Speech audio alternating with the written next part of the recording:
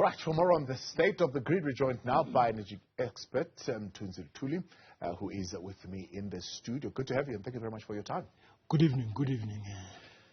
It's worrying. It's a concern for us because we get these updates, but the updates seek to give us some kind of information that says we're doing something. But when we look at the numbers over a period, for example, of 10 months, when we talk about something as critical as that unplanned capacity load factor, we are seeing it hovering around, 35% throughout the last 10 months. So it has really not moved. It hasn't become any better. In fact, in some instances, it goes up to 37%, which would tell you that it's becoming worse.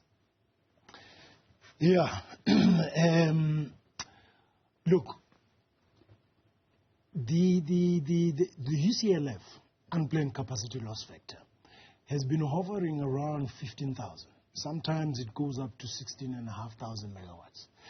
And that's unacceptably high, very high. It should be around 5,000 and less. Yeah. Okay. And this has been happening for quite some time, as you correctly point out. In fact, it's longer than the 9 months that you're talking about. I think over the last 2 years, it's been hovering around that number. Now, what does this tell us? In my view, it tells us that the reliability maintenance program that the minister is talking about, but which was actually started way back in 2017 and 2018. I remember when Jan Obelhoza came in as a CEO, as COO of eskom, he pushed for that program to be implemented. So it's been going on for a period of 5 years or so, and we're not seeing an improvement. So something is wrong. One, either there is something wrong with the program itself, the maintenance program itself, or the people who are tasked with implementing that program are not up to the task, or perhaps maybe the contractors that they're using are not the right contractors. There could be a number of factors there that are contributing. But what is clear is that eskom's unreliability or reliability maintenance program is not working as it is. Professor Sampson Mamphweli is also joining us for the conversation. Prof, good to have you, and thank you very much for your time. Your views on that particular point, on just the unplanned loss factor that we're dealing with, that has not improved. I mean, if we are just to look at the tenure of the electricity minister, we would be talking at least in the last 8 to 10 months or so. But if we look generally across, if we look even in the last 2 years, it's not getting any better. What is the cause? Yeah, good evening, Tavo, and the viewers and your guest in the studio. I agree with your guest there. The biggest issues are two. Is one, the breakdowns, which we call the unplanned capacity loss factor, and the partial load losses that are quite high. The partial load losses are sitting at above 6,000 megawatts, which is too high. That's why we've got load shedding. And I just want to add that one of the biggest issue with the unplanned capacity loss factors is the fact that we're sitting with assets that were not properly maintained for quite some time. And what happens is you can't then introduce reliability maintenance or philosophy maintenance in those particular assets before you go on a full steam renewal program. So what needs to happen, what's happening now is that when they do philosophy maintenance or reliability maintenance, they're busy basically following the book in terms of what needs to be changed when. And that, for you to do that, you need to do that in a system that has been properly maintained for quite some time.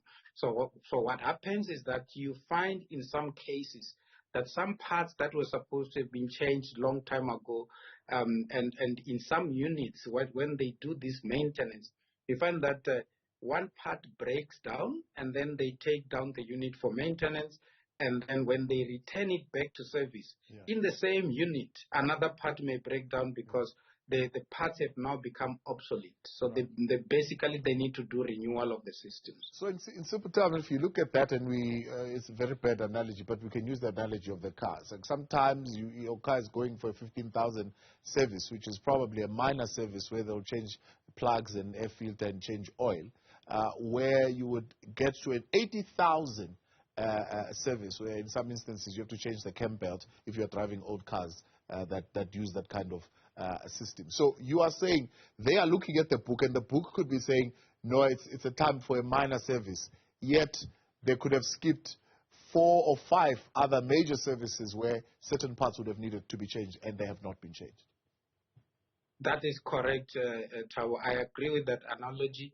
And it's not like Eskom does not know. Eskom has done root cause analysis. They know what is the problem down to unit level. They need about 200 billion rands to fix the problem to a reliable kind of manner. They don't have that money. What they are doing now is piecemeal maintenance, identifying problems here and there, going for those low-hanging fruits. For instance, I heard that one of the units at Kusile is back to service because it had environmental issues and things like that. Those are some of the things that they're starting to latch on.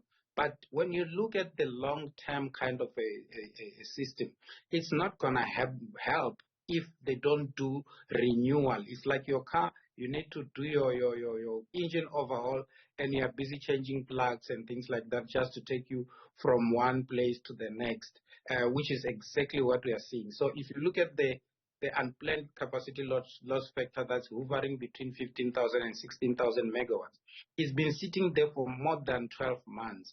And I managed to look at the latest numbers released by Eskom to the public. The situation is still dire. It's not looking good. We most likely to have, in my calculation, at least stage 2 load shedding for the next 52 weeks, unless something drastic is done by Eskom and government in general. And in my view, it's easy to deal with this particular issue. They could have dealt with it in 6 months, in my view. All right, we'll come back to that. Let's bring you back in here. I mean, the question of, before we were hearing, the sabotage, the union saying, no, these people are not even buying parts. They're actually going to old stations, and they're taking parts from the old power stations and fitting them into the new ones and just keeping the thing going. And there was even talk to say, no, let's go back to the OEMs, and they must now give us the original parts that we're putting there. Are we still battling with those issues? I think we are. So let's just look at the numbers, okay? We go back to the UCLF again, okay, of 16,000. Now, let's say part of that is partial load losses, which means you've got units that are not generating at their rated output power, okay? So, and that's sitting at around 5,000, 6,000, right? Which means that the units that are out of service, their power output in total is around 10,000 megawatts, right? Now, let's just assume that the average unit at Eskom, one unit, was producing or has a rated nameplate capacity of 500 megawatts. What that would mean is that you've got 20 units at Eskom at any point in time that are out of service. That would make up the 10,000. 20 units. And in fact, if I might be generous in saying that take an average unit to be 500 megawatts, because many of them are around 100, 200, 250. So you can see that you have lots of units that are out of service. My view is that many of those units actually have not been running for quite some time, for the very reasons that you're talking about. That there were situations where you know, if you've got 8 units that are not running, and the parts that you need for Unit 1 are there in Unit 8, you strip them off Unit 8 and you put them in Unit 1, and then you write. So if you've got 8 units that are not running, and you have to order the parts, you might decide to strip off parts from 3 units, and use them in the 5 units and at least get the 5 units running. Right. But the problem is, do they go back and then fix these other 3 units?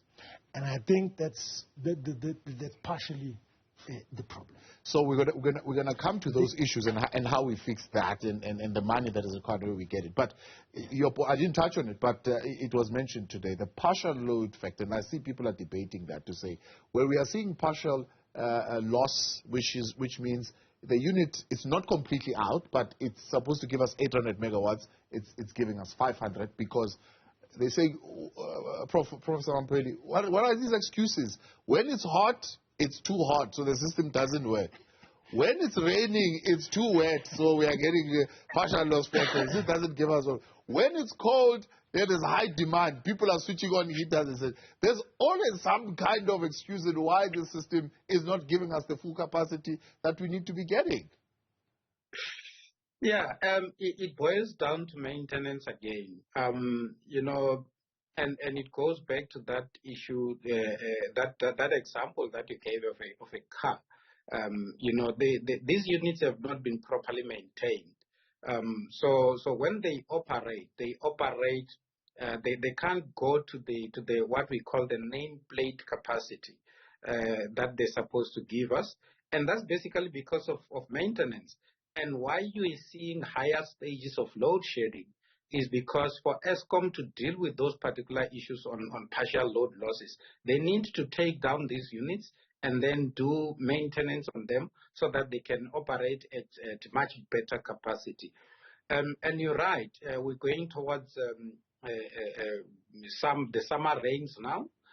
We expect that we will have more problems when it comes to our generation capacity. So we can expect load shedding stages to intensify a bit more because of the summer rains that are coming. You get issues like your wet coals and things like that coming into the picture. But the biggest problem has been the neglect in the maintenance of the coal fleet. That's why we've got higher partial load losses. That's why we've got higher breakdowns. Those have been acknowledged by eskom, by the way, in many forums that we attended, in public platforms as well. So, well, in that sense, so you're saying you've got these 20 that you must now fix all at once, right? And in essence, we need 200 billion or so. Treasury has come to say we'll take off the debt of eskom to give it some release so they can go to the market and find money, right? Will they be able to find money? I know the other issue was this issue of their reporting and how they should be reporting, and this back and forth in Parliament to say, no, why must they hide those defaults areas? Is this all going to help? If they get all that, will they be able to go and get this 200 billion and say, okay, these are the parts that we need, let's fix the units? Look, given the state where eskom is right now, and if you look at their financials, it's unlikely that eskom would easily secure funding to be able to do this refurbishment. It's unlikely. If they do get it, it would be at very, very high interest rates because everybody looks at eskom as a very risky entity at the moment. So the cost of borrowing will be very high. In terms of whether or not the actual refurbishments can be done, they can. You see, Thabo, the problem with these things is never really the engineering or the technical aspects of things. It's usually the people and sometimes the processes. Yeah. So can it be done? The refurbishments can be done. Coal-fires, this technology is a 19th century technology. It's not. It's been done for over a century. Yeah. So it's nothing new. Yeah. Refurbishing these units, getting them to run properly, is not a problem.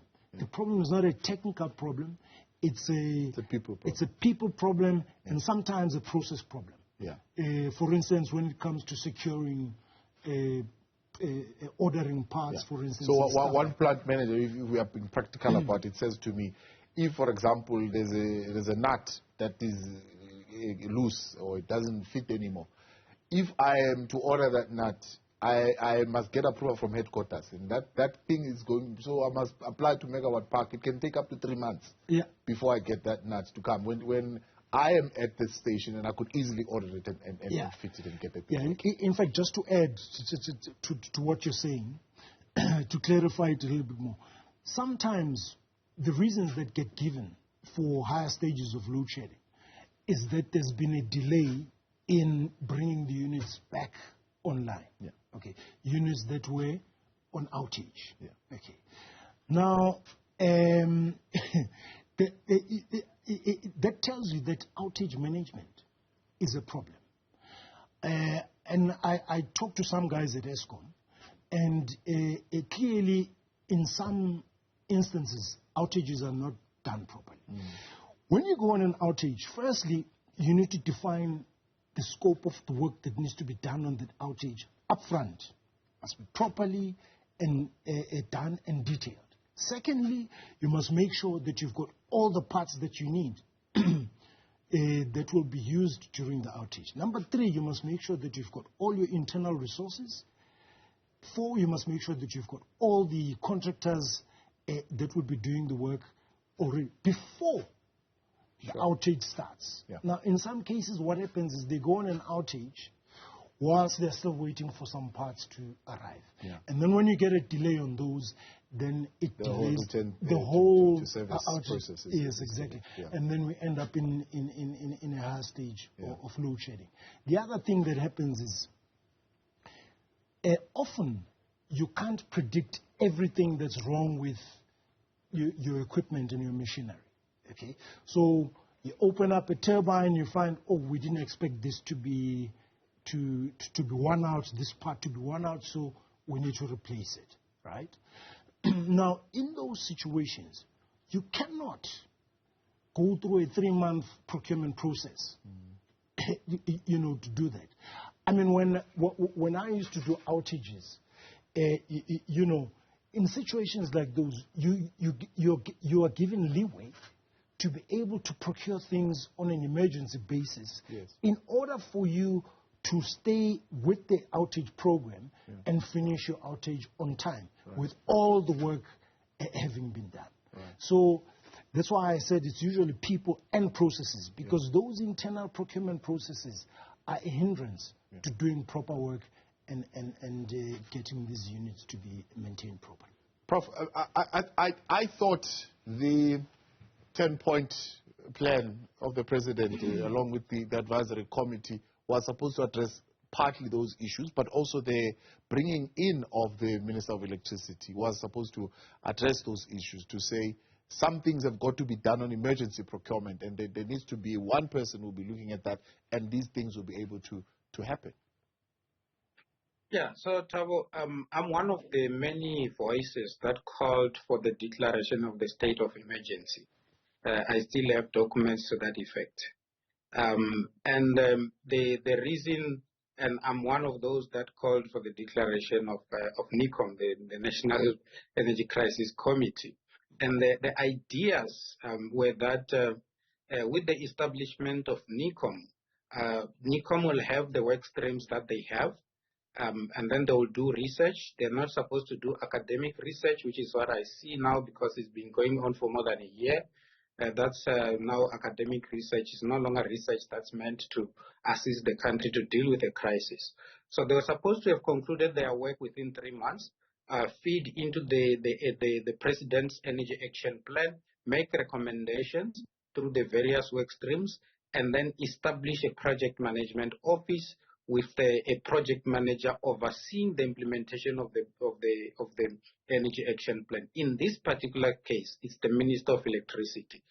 And then there was supposed to be a business unusual kind of a situation to deal with matters that your guest has alluded to, which I agree fully. NECOM was supposed to, the project management office was supposed to have been resourced in terms of human resources. You get the best of the engineers there. You get the money into the project management office, and then you go and assist ESCOM. And you work with municipalities and other entities that are involved in terms of the president's plan to deal with the particular problem. What we're seeing now is that there is no project management office. The Minister of Electricity has now been embedded into the ESCOM system. He's now appearing like, he's working for ESCOM as opposed to working with them, supporting them, and then also putting pressure in terms of playing political oversight.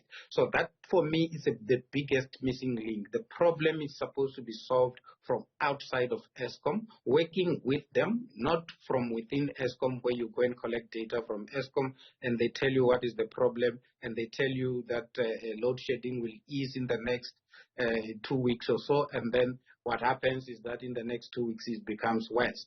So that's the problem in my view. The project management office plus the financing. Let me quickly deal with the financing part. The government has made available 250-something billion to service the ESCOM debt, and part of the conditions is that ESCOM must fix the coal fleet using their balance sheet. We know there's no balance sheet that can fix the coal fleet from ESCOM. They post a negative financial outlook year in, year out. That's one. Two, ESCOM cannot borrow according to the conditions of that bailout, so to speak. So they can't go into the markets and ask for money to fix the coal fleet. So in my view, that kind of money was supposed to have been made partly as equity injection into ESCOM, so that ESCOM can be able to fix the coal fleet, or injection into the project management office that will then work through either the IPP office to procure the services that are required. The rapid resourcing of ESCOM, rapid implementation in terms of the maintenance program, where you declare the national state of disaster, that is related only to ESCOM and not the blanket one that was created and later dealt away with. Yeah. And then you are able to source parts rapidly from original equipment manufacturers, and you are able to keep some of them on retainers so that within a period of 5 to 6 months, they deal with all these matters that we're dealing with at the moment. It's a deep conversation. It's layered. We are unable to get to all of it tonight, but let me thank you, gentlemen, for coming on and putting some meat onto the bone here for us to get some deeper understanding of what we're dealing with. Thank you very much for coming. Thank you, sir. All right, that is Mthunzi Luthuli, energy expert, and the South African National Energy Development Institute's Professor Sampson Mamphweli.